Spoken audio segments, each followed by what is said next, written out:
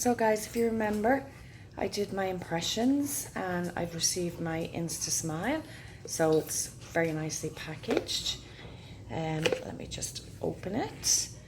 And it comes in a nice little compact, which is really, really nice. And if you open it, it's got a lovely little mirror. So I've had the upper and the lower made.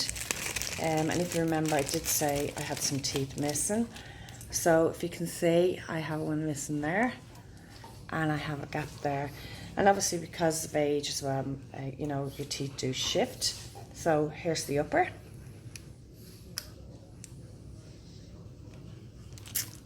Oh, they're fab. And these are my lower.